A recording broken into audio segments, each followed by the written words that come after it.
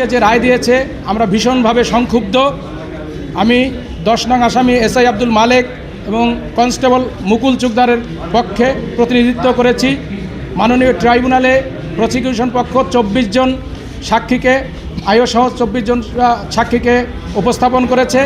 কোনো সাক্ষী বলতে পারে নাই এবং আমি স্পষ্টভাবে আয়ো সাহেবকে জিজ্ঞাসা করেছিলাম যে আপনি এসআই আব্দুল মালেককে কোনো ভিডিওতে অডিওতে দেখেছেন কিনা বা তার কোনো শব্দ শুনেছেন কিনা।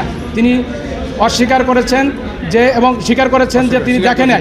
তিনি এসআই আব্দুল মালেককে দেখেননি এবং মুকুল চুকদার সে টিয়া কালারের একটি টি শার্ট পরিহিত ছিল এবং যে লাশটি তোলে সে হালকা আকাশি রঙের পুলিশের ভেস্ট পরা এবং তার পায়ে বুট জুতা ছিল। এটা একটা গ্লেয়ারিং কন্ট্রাডিকশন, এটা প্রতিবাদ হয়েছে। আমরা এটা আদালতে আমরা প্রমাণ করার সাপেক্ষে আমরা আশা করেছিলাম যে আমরা ন্যায় বিচার পাবো এবং আমরা খালাস পাবো, কিন্তু আজকে এই পুলিশের মরালিটি আমরা দেখলাম যে তারা ভীষণভাবে ক্ষুব্ধ এবং কেউ যে পুলিশকে বাংলাদেশের বিভিন্ন থানায় 400টি থানা লুট হয়েছে, অস্ত্র লুটপাট করেছে এবং কোনো পুলিশ কারো বাড়িতে গিয়ে আক্রমণ করেনি। পুলিশ থানায় আত্মরক্ষার জন্য ছিল, তারা নিরাপদে থাকার জন্য, নির্বিঘ্নে থাকার জন্য তারা পুলিশ কনস্টেবল এবং এই এসআই আব্দুল মালেক অন্যান্যরা সহ তারা এই থানা কমপ্লেক্সের ভিতরে ছিল। তারা কারো বাড়িতে গিয়ে পথে গিয়ে আক্রমণ করেনি এবং তারা ওখানে যায়নি। এটা জানার পরও, এটা আমরা প্রমাণ করার পরও আমরা দেখেছি যে আমাদের এই মিটিগেটিং সার্কামস্ট্যান্স ছিল এবং আমাদের এই মামলা প্রসিকিউশন পক্ষ ভীষণভাবে প্রমাণ করতে ব্যর্থ হওয়ার পরও আমরা এই বিচারে আমরা এই যে রায় দিয়েছে এই রায়ে আমরা ভীষণভাবে সংক্ষুব্ধ। আমরা বলবো আমাদের অভিযোগ আমাদের না, আমার মক্কেলের অভিযোগে আমাদেরকে বলতে হচ্ছে যে সে যেটা বলেছে যে কে লাশ কে কাঠ ছুঁড়ে মারলো, কে আগুন দিল, এগুলো তদন্তকারী কর্মকর্তার দায় ছিল এবং দায়িত্ব ছিল।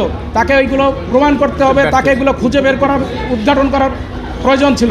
আমরা অবশ্যই রায়ের বিরুদ্ধে আপিল করব এবং আমাদের পরামর্শ থাকবে দ্রুত আমরা কপি পাওয়ার সাথে সাথেই আমরা অ্যাপিলেট ডিভিশনে যাব। আমি 5 নম্বর এই মামলার 5 নম্বর যে আসামি অ্যাডিশনাল এসপি সাভার সার্কেলের দায়িত্বপ্রাপ্ত অ্যাডিশনাল এসপি মিস্টার শাহিদুল ইসলামের আইনজীবী। আমরা এই মামলায় কমন রেসপন্সিবিলিটি যেটা সেটাই আমার বিরুদ্ধে অ্যালিগেশন অ্যাকচুয়ালি ছিল আর কি, যেহেতু আমি হাই অফিসিয়াল। তো আমরা ঘটনাস্থলে ছিলাম না এবং আমাদের বিরুদ্ধে কোনো সাক্ষী কনক্লুডলি আমার ঘটনাস্থলে থাকা বা আয়ো সাহেব কোনো দালিলিক প্রমাণ বা আমি কাউকে নির্দেশ দিয়েছি বা কারো কাছ থেকে নির্দেশ নিয়েছি এই ধরনের কার্যক্রম করার জন্য এরকম কোনো কিছু প্রমাণ করতে পারে নাই। তারপরও বিজ্ঞ ট্রাইব্যুনাল, অনেবল ট্রাইব্যুনাল সন্তুষ্ট হয়ে আমাকে যাবজ্জীবন সাজা দিয়েছে। আমি এই সাজায় সংক্ষুব্ধ। আমি উচ্চ আদালতে অ্যাপিলেট ডিভিশনে, সুপ্রিম কোর্টে অ্যাপিলেট ডিভিশনে আপিল করব।